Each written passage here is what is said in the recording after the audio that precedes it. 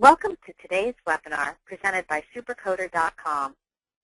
Supercoder.com is an online coding solution offering Part A and B coding reference tools, resources, and not more than 30 specialty coding and compliance newsletters from the Coding Institute in one site. I hope you enjoy this short session. I'm here today as an independent agent and not representing my full-time job, and the material presented and additional handout are created based on my experience and training. If we run out of time during the session, I will do my best to answer additional questions via email after the conference, and my email is provided on the title slide. Slide number 3 is the outline for today's audio. We will start by reviewing the challenges of getting paid correctly, which includes the increased government scrutiny that is going on right now. We're going to look at AMA's National Health Insurance Report Card. They just issued the 4th annual one. We're going to look at some recent managed care litigation developments.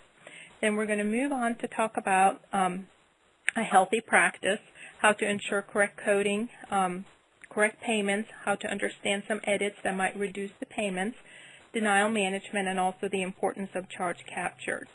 Then we're going to look at some tools to analyze the account receivable and how to establish AR follow-up procedures, and last look at some helpful resources. As far as the tools, I have some AR metric spreadsheets that I will supply at the end of the presentation, so you can all have access to that. And as you know, today every penny counts, and submitting the claim is only half the battle.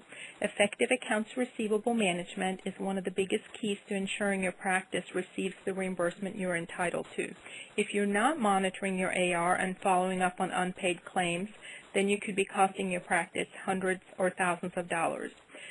So that's why today we're going to look at how we can establish a set of AR follow-up procedures that can help your practice and ease your billing headaches in a multitudes of ways. And that's where we're going to use those AR metric spreadsheets. Moving on to slide number 4. The increased government scrutiny that's going on right now started several years ago, but in 2010, the President announced 3 goals for cutting improper payments in the federal health programs by 2012, and it was labeled a campaign to cut waste. And the 3 goals includes reducing the overall payment error rates by $50 billion, and report shows that we're on track to do that, cutting the Medicare fee-for-service error rate in half, and recovering $2 billion in improper payments. And the Affordable Care Act, which fights fraud in the healthcare system by providing an additional $350 million over the next year through Healthcare Fraud and Abuse Control Account, is also going on right now, and that's why we see this increased enforcement. And if you look at the FBI crimes report for the last few years, it's amazing how much money has been recovered for fraud and abuse. And in addition, there is also tougher sentence for criminal activity and enhanced screenings and enrollment requirements for Medicare as well. So there's a lot of stuff going on from the government side that are reducing our payments. On slide number 5, I want to look at the National CERT fee-for-service error rate so you can understand where this additional money is coming from.